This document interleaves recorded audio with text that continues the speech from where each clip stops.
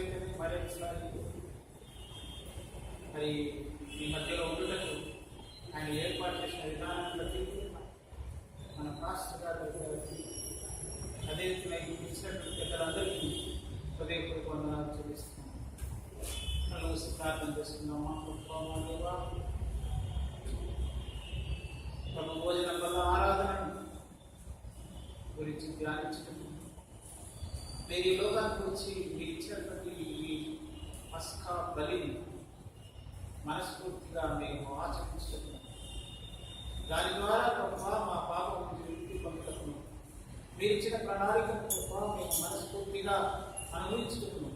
మా కృప దయచేయమని మా ప్రభువును మా ప్రియ రక్షకుడైన యేసయ్య నామమున అతి వినియోగంగా వేడుకొంచున్నాం తండ్రి. ఆమేన్. ఆమేన్. ప్రభువునందు ప్రియులారా, ఈ దినానికి ఉన్నటువంటి ప్రత్యేకత మన విశ్వాసానికి మూలమైనటువంటి ప్రత్యేకత. ఈ ఇంపార్టెన్స్ దినాన్ని ఎంత భక్తిగా, ఎంత మనస్ఫూర్తిగా, ఎంత నమ్మకంగా ఆచరిస్తే అంత మన జీవితాలు కన్నా. అందుకే యోహాను సువార్త 3వ అధ్యాయంలో ఉంది, 4వ అధ్యాయంలో దేవుడు ఆత్మ కనుక ఆయనను ఆరాధించేవారు ఆత్మతోనూ సత్యంతోనూ ఆరాధించేవారు. మన ఆరాధన కేవలము ఆరాధన రూపంగా ఉండదు. ఏదో ఆచార ప్రకారం ఈరోజు చివరి వేస్తున్నారు, లాస్ట్ సప్తం దీన్ని ఆచరించాలి, మన క్యాలెండర్లో ఉంది అనే భావంతో ఈ ప్రార్థన ఆచరిస్తే మాత్రం ఏ మాత్రం ప్రయోజనం లేదన్న సంగతి మరి ఒకసారి నేను మనస్ఫూర్తిగా ఈ సంగతిలో చెప్పుకుంటున్నాను. ప్రభువులారా, ఈరోజు యేసు ప్రభువు పులియని రొట్టెల పండుగ ఆచరించాలనే ఉద్దేశంతో ఆయన ఈ ఆరాధనను ప్రారంభించారు. పులియని రొట్టెల పండుగ ఎప్పుడు ఏంటి అన్నది నేను వస్తూనే దేవప్రకాష్ గారిని అడిగాను. అంటే ఐగుప్తు దేశంలో నుంచి ఇశ్రాయేలును బయటకు పంపించేటప్పుడు సంహారక దూత పగులు వచ్చిందా రాత్రి వచ్చిందా అడిగారు. ఆయన చక్కగా చెప్పాడు. సంహారక దూత రాత్రి సమయంలో పాలన మీద, ఆ దేశం మీద బయట వచ్చింది. దేవుడి స్తోత్రం. మరి ఈ ఆరాధన, ఈ మొదటి పస్కా పండుగ ఏ విధంగా ఆచరించినారు, ఎందుకు ఆచరించాల్సి వచ్చింది అంటే నేను 2 మాటలు చెప్తాను. మనకు నిర్గమాకాండం 12వ అధ్యాయంలో క్లియర్గా ఉంది, ఇంటికి వెళ్ళినాక చదువుకోండి. ఏంటంటే ఐగుప్తు దేశంలో నుంచి తన ప్రజలను వారి బానిసత్వం నుండి విమోచించడానికి కోసమని ఏర్పాటు చేయబడినటువంటి పండుగ. ఆయన ఏ రోజైతే వారిని విడుదల చేయించాడో, బయటికి తీసుకొచ్చాడో, ఆ రోజును గుర్తుపెట్టుకుని ఆచరించే పండుగ పస్కా బలి. ఎప్పుడు చేస్తారంటే మొదటి నెల 14వ తారీఖు నుంచి 21వ తారీఖు వరకు, అబీబ్ నెల 14వ తారీఖు నుంచి 21వ తారీఖు వరకు ప్రతిరోజు పులియని రొట్టెల పండుగ ఆచరిస్తారు. మనల్ని ప్రేమించి మన కోసం ప్రాణం ఇచ్చిన యేసు ప్రభువు కూడా పులియని రొట్టెల పండుగ ఆచరించినాడు. పులియని రొట్టెల పండుగ ఆచరించేటప్పుడే మనకి ప్రభు భోజనం బల ఆరాధన అనేది మనకు ఇచ్చాడు. దానిలో రహస్యం ఏంటి? నాకున్నటువంటి దేవుడు ఇచ్చినటువంటి నాకున్నటువంటి జ్ఞానంలో మీతో ఈరోజు పంచుకుంటాను. అలనాడు ఒక పొట్టేలు తీసుకుని, నిర్దోషమైన పొట్టేలు తీసుకొని దాన్ని బలించే పని చేసి దాని మాంసం తినండి, దాని రక్తాన్ని ద్వారబంధముల మీద పూయమన్నాడు. ఎందుకు ద్వారబంధం మీద పూయాలి అంటే ఎవరైతే విశ్వాసంతో ఆ గొర్రె పిల్లను ఆ బలిగా చేసి దాని రక్తాన్ని కడప కంపల మీద పూస్తారో, ఆ రక్తాన్ని చూసి ఆ సంహారక దూత ఆ ఇంట్లో ఉన్నటువంటి వారిని చంపకుండా వెళ్ళిపోయి దాటిపోయింది.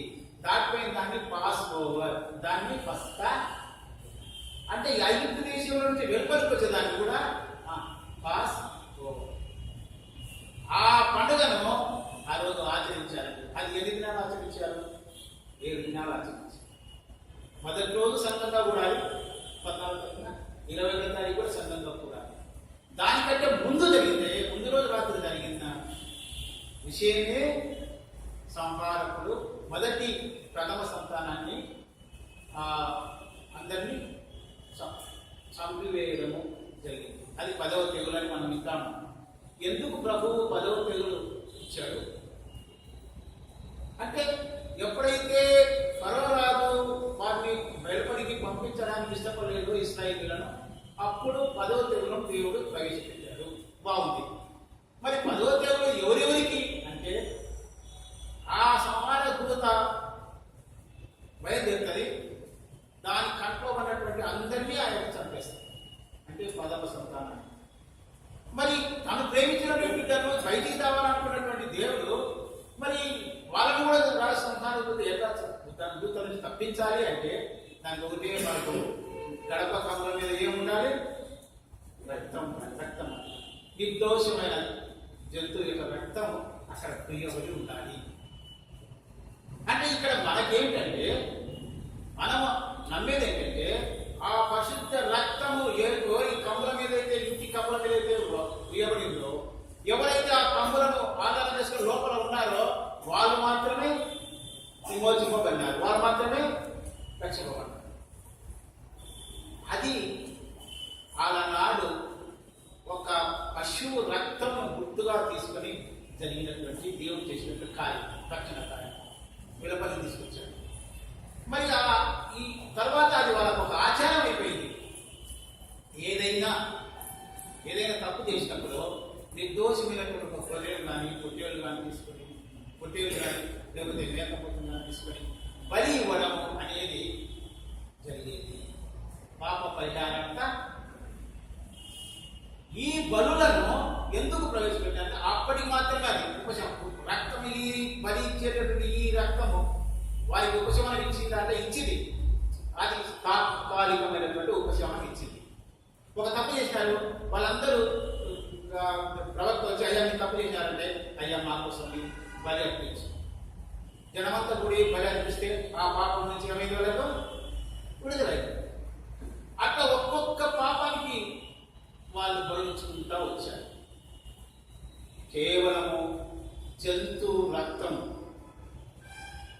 చెందించుట ద్వారా పాప పరిహారాల బలులు జరిగినాయి అనేది మాత్రం మర్చిపోతారు.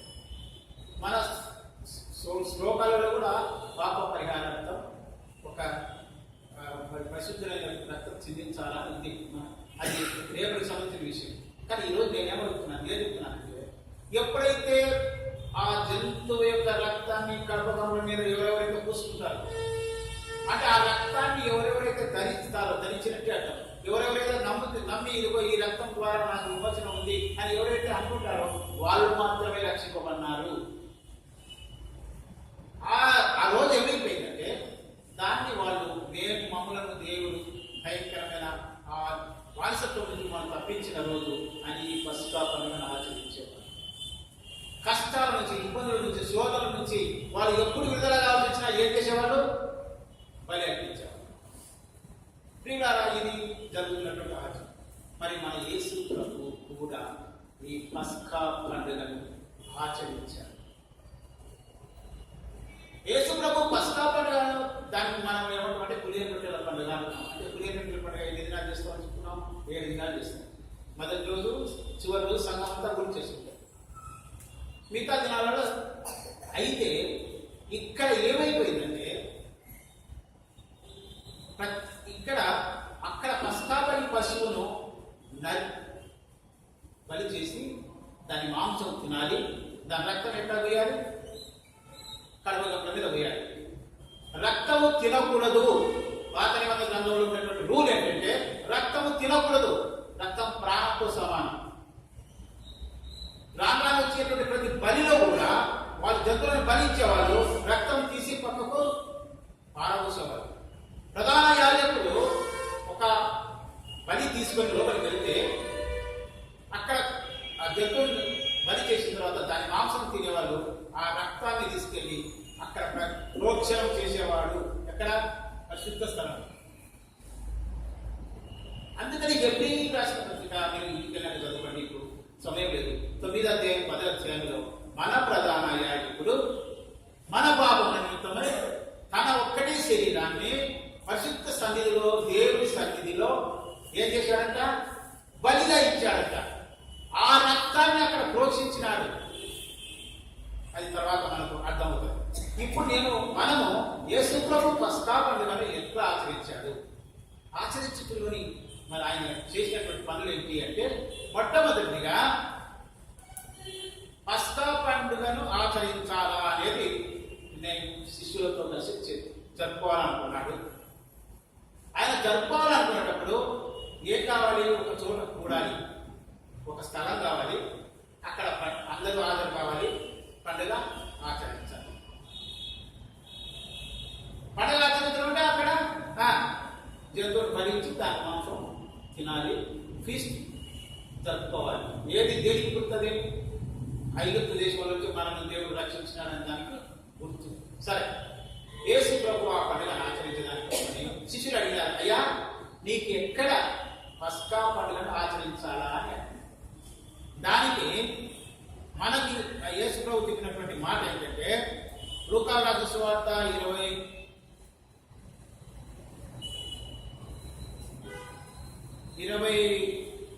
అధ్యాయం 7వ వచనం నుంచి మీరు తీసి పెట్టుకుంటే, ఒక నిమిషం తీసి పెట్టుకోండి. అక్కడ ఉన్నటువంటి అంశాలు చెప్తారు. అయ్యా ఎక్కడ ఆచరించాలో మన పస్కా పండుగ అంటే యేసు ప్రభు ఏమన్నారంటే, మీరు గ్రామంలోకి వెళ్ళండి, అక్కడ నీళ్ళు మోసుకొని వచ్చి పెట్టుకుంటా నీళ్ళు కూడా ఉదాహరణ పెట్టుకుని ఒక ఆయన ఎదురవుతాడు. ఆయన దగ్గరికి పోయి ఏం చెప్పాలి? బోధకుడు పస్కా పండుగను ఆచరించుటకు స్థలం గది కావాలా? ఆ రోజు అడిగేంత వరకు ఒక్క మాట మాత్రం వాస్తవం పిల్లల ప్రపంచాన్ని సృష్టించినటువంటి భగవంతుడికి తలవాల్చుటకైన స్థలము, నక్కలకు బరియలు ఉన్నాయి, ఆకాశ పక్షులకు గూళ్ళు ఉన్నాయి, కానీ యేసయ్యకు మాత్రం ఒక చోట కూర్చొని తలవాల్చిన స్థలంలో ఎందుకు లేకుండా పోయిందంటే, ఆదిలో తన రూపంలో సృష్టించుకొని తన ఆదమలో తన విశ్రాంతి తీసుకోవాలనుకున్నటువంటి భగవంతునికి సైతాన్ స్థలం లేకుండా చేసింది. ఏదంతలో ప్రతిరోజు ఇద్దరు కలిసి సంభాషించేటటువంటి ఆ సంభాషణలో సైతాన్ తీసేసేది.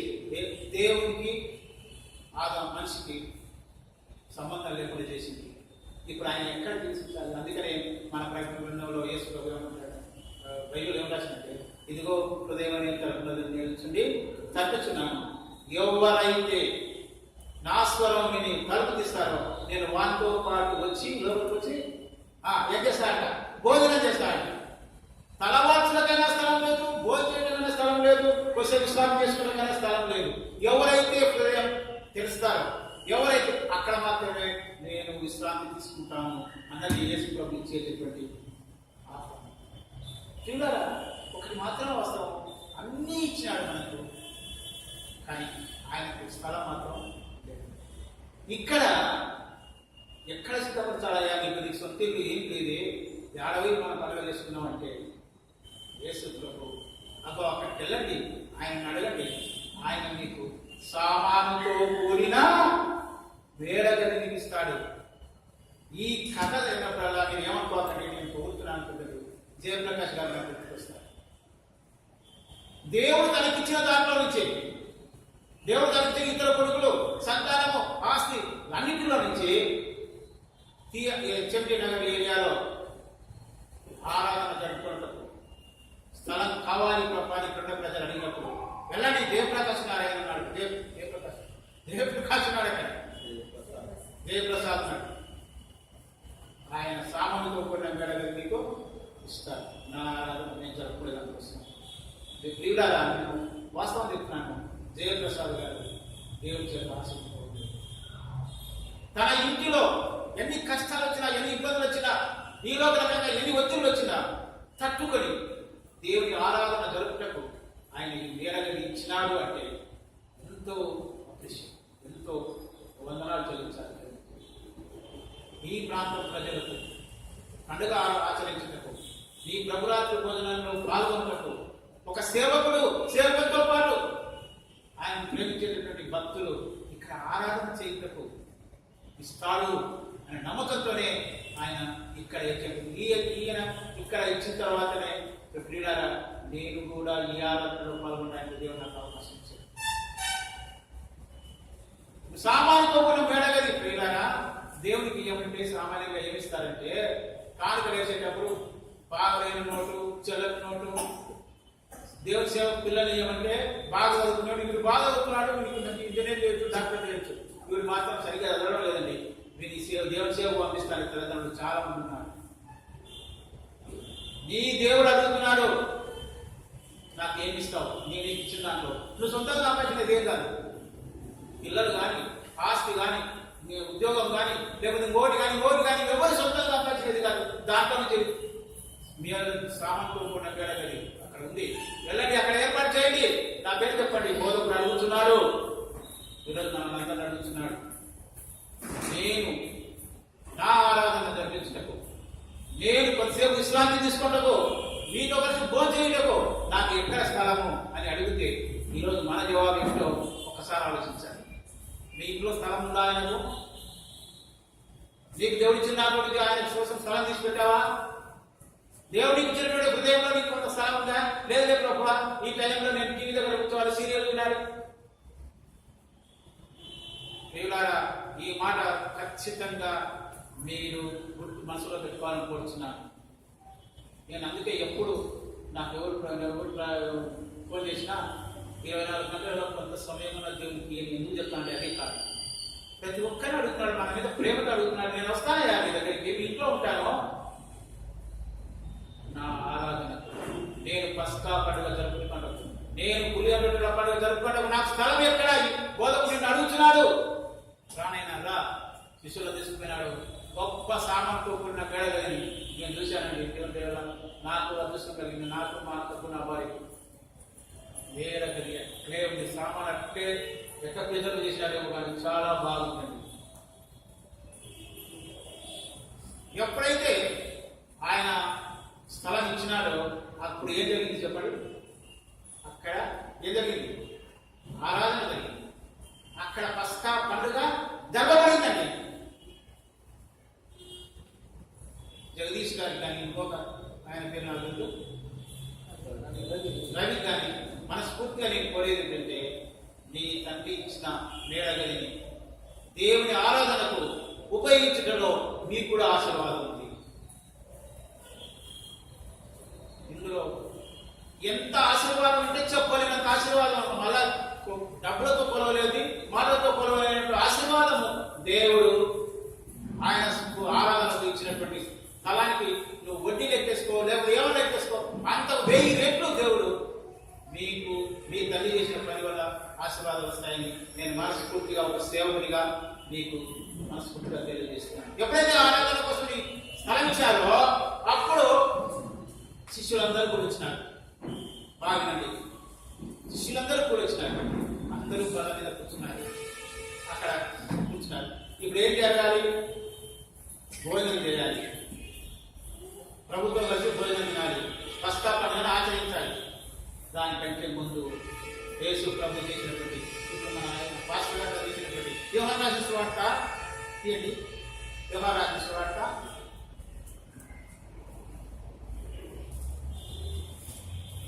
13వ అధ్యాయము 1 నుంచి చదివించారు అయ్యగారు. 3వ వచనం నుంచి చూద్దాం ఒకసారి, చూడండి. మైక్ తీసుకొని దేవుని యొక్క నుండి బయలుదేరి వచ్చిననియు దేవుని యొక్కకు వెళ్ళవలసి ఉన్నదనియు యేసు ఎరిగి భోజన పంక్తిలో నుండి లేచి పై వస్త్రము అవతల పెట్టి ఒక తువాలు తీసుకొని నడుము కట్టులో నేను. ఇది మొట్టమొదటి పని. ఇక్కడ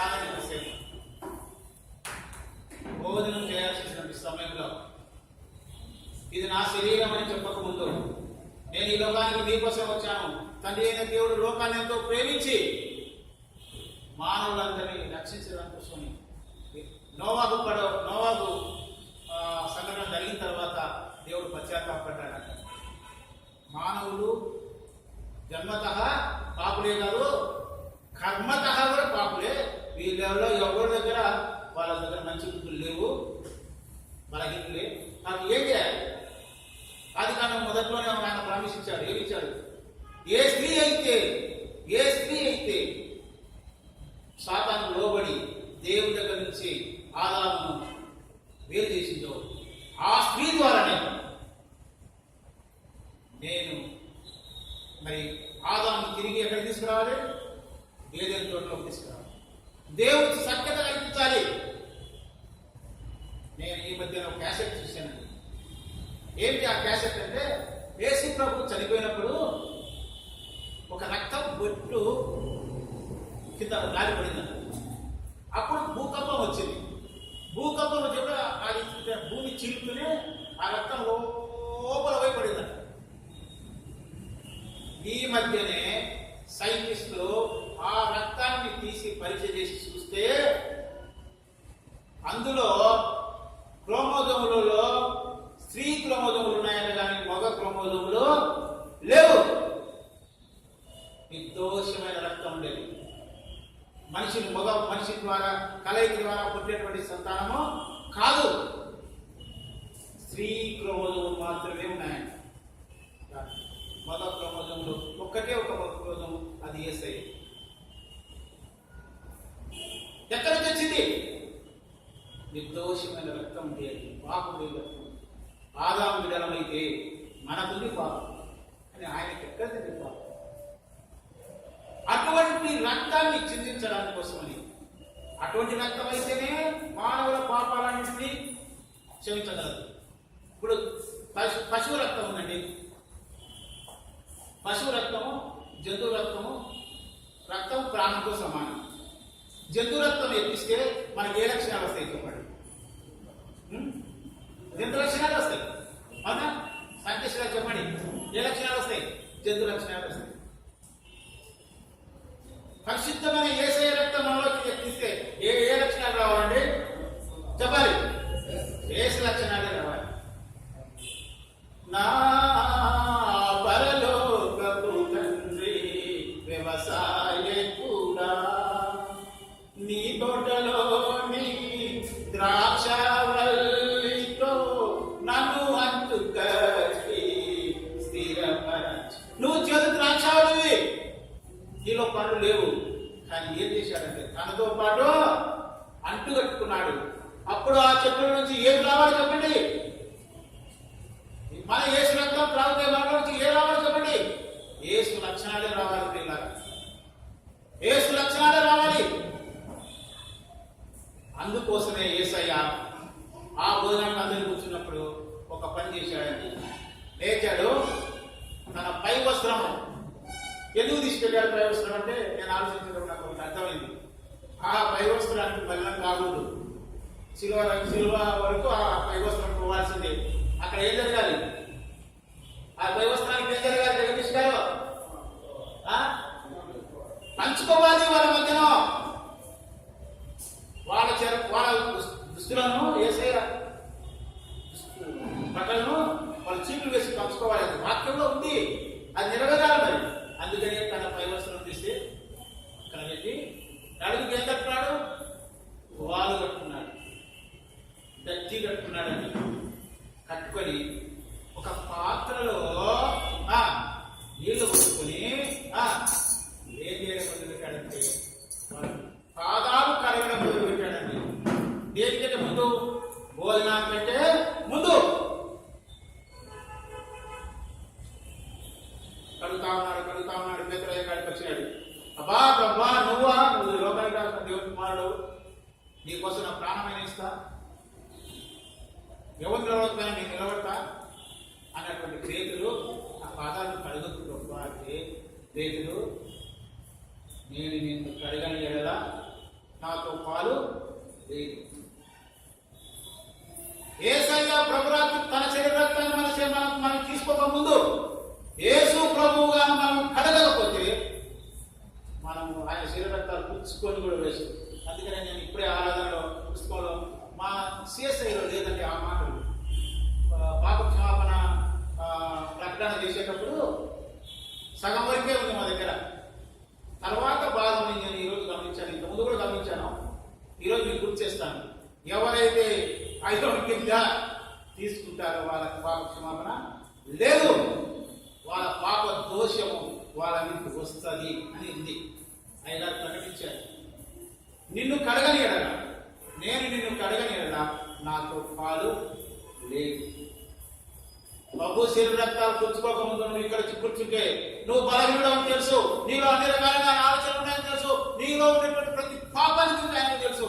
నువ్వు బయటికి చెప్పకపోతే చెప్పవచ్చు, కానీ తెలియదు ఎవరికి తెలియకపోవచ్చు. కానీ ఈరోజు అంటున్నాడు, మా పుస్తకాలు కూడా నేను చదివేటప్పుడు కూడా విన్నాను, మనలో కడగబడవలసినటువంటి అంశాలు ఎన్నో ఉన్నాయి. అప్పుడు పేదలంటే ప్రభా నా తల కూడా కడుక్కున్నాడు అంటే నా తలలో కూడా ఆలోచనలు బాగలేవు, కడుగు ప్రభు అన్నాడు. యేసు ప్రభు ఏమన్నాడంటే చాలు, పాదాలు కడిగితే వాళ్ళంతా డాక్టర్లు ఏమంటారంటే అనారోగ్యానికి ఆరోగ్యంగా ఉండేవానికి లక్షణాలు ఏంటంటే పాదాలు బాగా నీట్గా ఉంటే మనకి అనారోగ్యం కాదంటే ఆరోగ్యం ఉంటుంది. పాదాలు చెడిపోయినాయంటే వాడి శరీరం అనారోగ్యమైన శరీరం అని డాక్టర్లు చెప్తారు. నీలాగా నిన్ను మోసేటటువంటి పాదాలు అవి కడగబడాలి. నువ్వు మోసేటటువంటి అన్ని రకాలైనటువంటి ఆలోచనలు ఖచ్చితంగా కడగబడాలని. కడగబడకపోతే నువ్వు శరీర రక్తంలో పాలు పుచ్చుకొని కూడా వేస్ట్. అందరూ చూస్తున్నారని ప్రార్థన రావడం కాదండి. ఏదో మేము ఈ సంఘంలో పెద్ద మనుషులం, మేము లేకపోతే ఈ సంఘం జరగదు, ఈ సంఘం కోసం ఉన్నాము అనుకుని ఎవరైనా ప్రభురాజులు పుచ్చుకుంటే వృధానండి. మా దగ్గర నేను చిన్న ఉన్నప్పుడు మా దగ్గర ఒక డాక్టర్ ఉంటాడు, డాక్టర్ స్వామి. ఆయన ఆరోగ్యం మనకు ఆసుపత్రి మీద పోతే ఆయన మత్తు ఇంజక్షన్లు వేస్తుంటే మత్తు ఇంజక్షన్లు ఎక్కడ ఉన్నాయి, మత్తు రావడం లేదు. సార్ మీరేమన్నా తాగి వచ్చారా అని అంటే అవునండి తాగి వచ్చాను. తాగి వచ్చిన మత్తు ఎక్కదు. నీ శరీరం కడగబడకపోతే నీలో పాపం ఉంటే నీలోకి పరిశుద్ధమైన రక్తం ఎక్కదు. నమ్మండి. అందుకని పిల్లలు మన ఆరాధనలలో ప్రభురాత్రి రోజునానికి రాకముందు మన అందరినీ మన పాస్టర్ గారు మన సంఘం పెద్దలు ఏం చేస్తారంటే పాపకు పోలు చెప్పిస్తారు. పాపం ఒక్కరు పుస్తకం చూసి చదువుతున్నాం కానీ అక్షరం చదవండి, అర్థం అవుతుంది. ప్రభు కడగడానికి సిద్ధంగా ఉన్నాడు. ఆయన శరీర రక్తంలో పాలు పుచ్చకముందు మొదటిదేమో ఐగుప్తు దేశం నుంచి బయటకు వచ్చేటప్పుడు వాళ్ళు చేసిన పని ఏంటి తెలిసిన, ఒక పొట్టేలు తీసుకోవాలి, దాన్ని తినాలి. ఎక్కడ తినాల్సిన 12వ అధ్యాయం యుమాకాండం 12వ అధ్యాయం చదవండి. ఆ రక్తాన్ని తీసుకుని ఎక్కడ పోయాలి? కడప కమల మీద పోయాలి. కానీ యేసు శరీర రక్తం పుచ్చుకునేటప్పుడు అది కండిషన్ టు రిడెంప్షన్. అంటే కండిషన్ అంటే కొన్ని నిబంధనలతో కూడినటువంటి విమోచన. ఇది చేస్తేనే నీకు విమోచన. ఎవరెవరి కడవకమ్మ మీద అయితే రక్తం లేదో ఆ ఇంట్లోకి సంహారకులతో ప్రవేశించి అందరికి వారిని చంపేసిందండి. అది మనుషులు ఆ రోజు పాత కాలంలో మనందరూ మనము పాప పరిహారం కోసమని మనమే పొట్టేలు కొనుక్కురావాలి, మనమే డబ్బులు చెల్లించాలి, మనమే బలికి ఆ యాజకుడి చేతికి ఇవ్వాలి. ఆ యాజకుడు అయ్యా ఏ పేరు నీ పేరు నేను పలా తప్పులు చేశానండి, నా తప్పుల కోసం ఈ బలి తీసుకెళ్ళి ఆయన పరిశుద్ధ స్థలంలో తీసుకోవాలి, అక్కడ చేయాలి, ఆ రక్తం ప్రోత్సహించి రావాలి. కండిషన్తో కూడినటువంటి రిడెంప్షన్ అండి.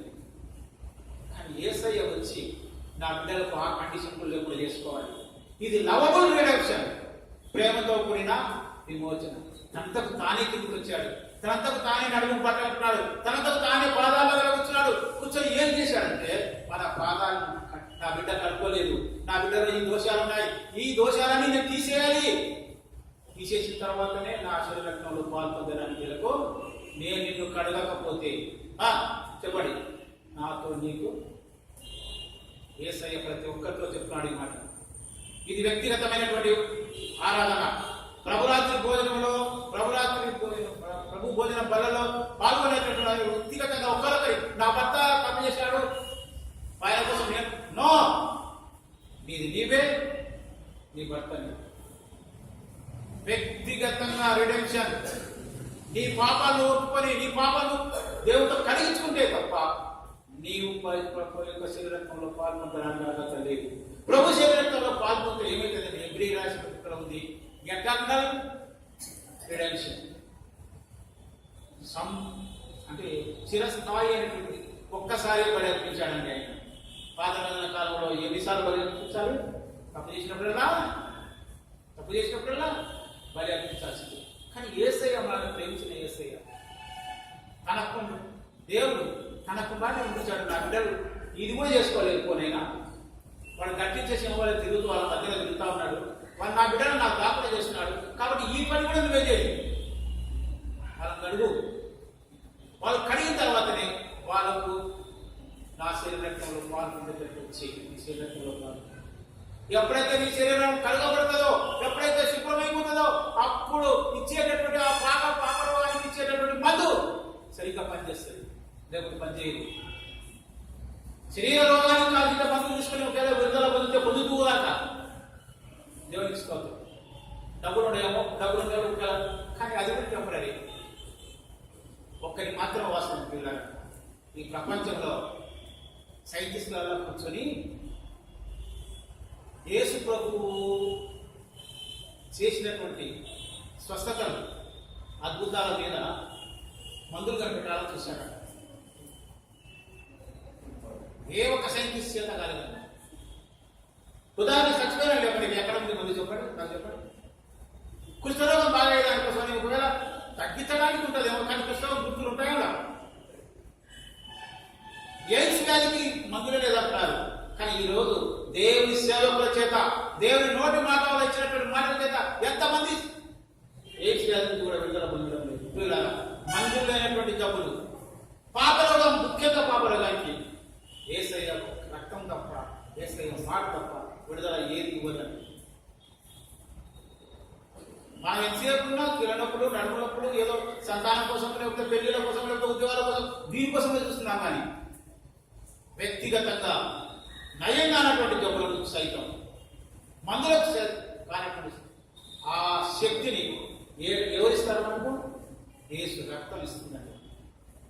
ఆ యేసు రక్తం తీసుకున్నటువంటి సేవకులు ఈరోజు అటువంటి స్వస్థతలు చేస్తున్నారు. వాళ్ళకి ఎవరిచ్చారా శక్తి? నాకంటే ఎక్కువ చేస్తారు. ఎవరిచ్చారా శక్తి? దేవుడే ఇచ్చాడు, యేసయ్య ఇచ్చాడు. అలా అన్నట్టు పోయి కొనుక్కొచ్చుకోవాలి అంటారు. ఆయన సన్నిధిలో నువ్వు మనస్ఫూర్తిగా ప్రభువా నన్ను కడుగునైనా, నన్ను కడుగు అని ఎవరెవరైతే ఆయన దగ్గర మోకరిస్తారో, నాలో ఉన్న దోషాలు నాకు తెలుసు ప్రభువా, కొన్ని నేను దాచిపెట్టాను కానీ నీ దగ్గర దాచడానికి లేదు. ఎదురు నీ తల కడగాల్సిన అవసరం లేదు, ఎదురు కడగాల్సిన అవసరం లేదు. పాదాలు కడుగుతాను, పాదాలు శుభ్రం చేస్తే చాలు. నీ నీళ్ళు వెళ్ళ శరీరం అంతా బాధ నుంచి అది చేసిన తర్వాతనే యేసు ప్రభు పాత్రను ఎత్తుకొని ఇది నా శరీరము, ఇది నా రక్తం. పాత నిబంధన గ్రంథంలో శరీరం యాజకులు తినాలి, రక్తం ఎక్కడ పోయాలి? పరిశుద్ధ స్థాయిగా పోషించాలి, లేకుంటే పక్కకు పోయాలి. అన్ని బలులు ఉన్నాయి. లేవి కన్నా చదవండి ఒకసారి. అక్కడ ఎక్కడ కూడా రక్తం తినమని లేదు. రక్తం స్నానంతో సమానం ఉంది. కానీ ఈ రోజు యేసయ్య ఏం చెప్పినాడు? నా శరీరం తినండి, నా రక్తం త్రాగండి. ఆ పస్కా బలిలో, ఆ పశువులో రక్తంలో పాపం ఉంది, జన్మకాల పాపం ఉంది. కానీ ఈ పస్కా బలిలో, ఈ పస్కా పశువులో రక్తంలో పాపము లేదు.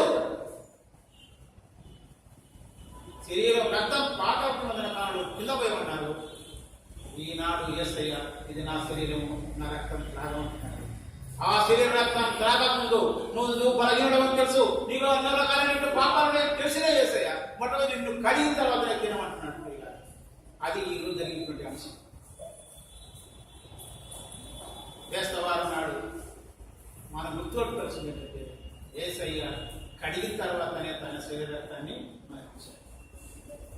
ఎవరెవరైతే కడగబడారో దానివల్ల శాపమే కానీ, ఆడంబరాల కోసమే, వైద్యుడంగా వేషధారణ కోసమే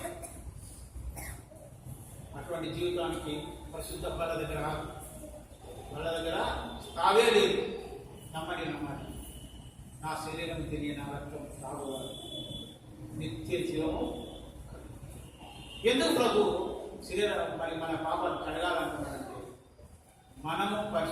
అయితే మనకేం జరుగుతుంది చెప్పండి? ప్రతి ఒక్కరికి ఆలోచించండి. మనం ఎవరితో ఏకమైపోతాం? తండ్రితో ఏకమైపోతాం. ఏ తల్లి దగ్గర నుంచి మనం పాపం చేసి, మన పితరులు పాపం చేసి, మనం పాపం చేసి దూరమైనామో ఆ తండ్రి మనల్ని ప్రేమించి నువ్వు నేను కావాలనుకుని నిన్ను కడగబడి పంపించాడు యేసయ్యను. దానికి మూల్యం చెల్లించాడు యేసయ్య.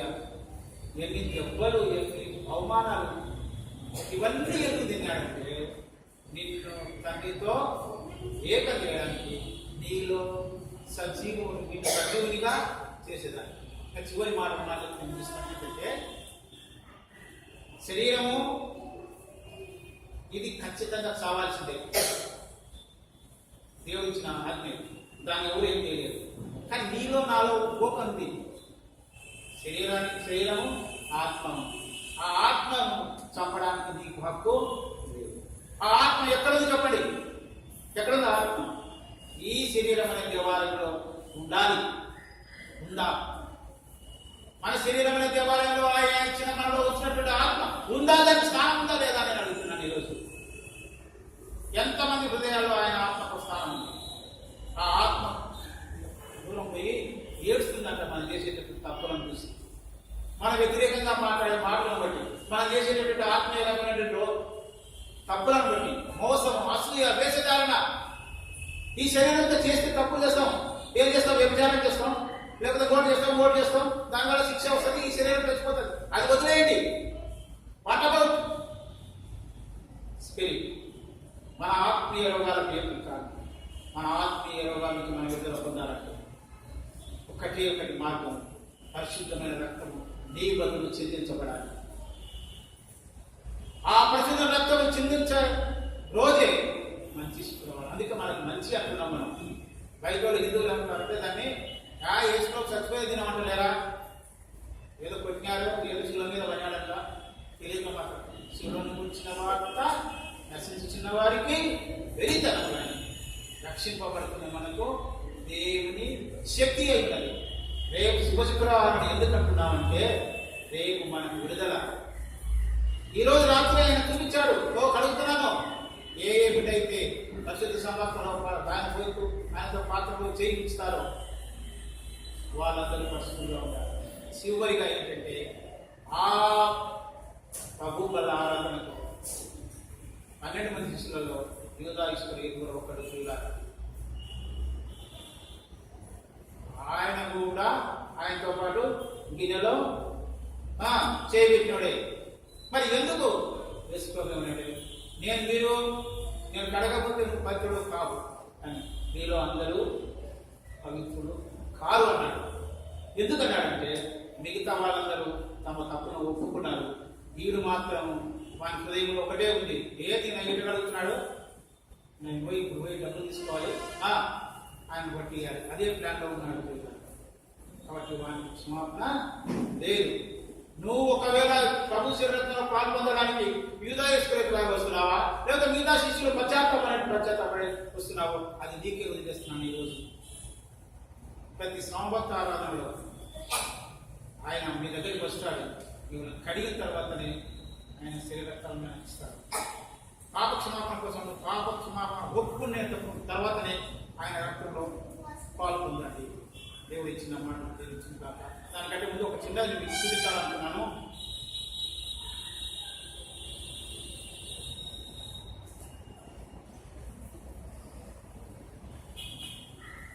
మొట్టమొదట మనం ఇక్కడికి వచ్చినప్పుడు జీరోలో మనం దేనికి పనికిరా. ఎప్పుడైతే శరీరత్నంలో పాలు పొందేటట్టు అర్హత సంపాదించినావో, ఎప్పుడైతే నువ్వు పాలు ఆయన దగ్గర ఆయన చేతుల్లో కడగమన్నావో, ఆయన రక్తంలో కడగమన్నావో, ఎప్పుడైతే నువ్వు ఆయన శరీరంలో పాలు పొందినావో అప్పుడు నీవు ఏమని పిలువబడతావు అంటే హీరో అయిపోతావు. యేసయ్య తరపున హీరో. ఈ లోకంలో నువ్వు చేయాల్సిన పని చాలా ఉంది. కేవలం చిన్న సంఘంలో ఇక్కడే కాదు చూడాలి. నువ్వు చేయాల్సిన ప్రార్థనలు చాలా ఉన్నాయి.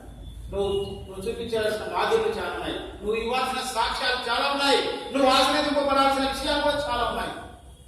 వీటన్నిటిని పొందాలంటే ఒకటి ఆయన శరీరంలో మనం సరైన రీతిగా పశ్చాత్తాపడి పాల్పొందాలని మనస్ఫూర్తిగా నేను మిమ్మల్ని కోరుచున్నాను. దేవుడు చిన్న మాట గురించి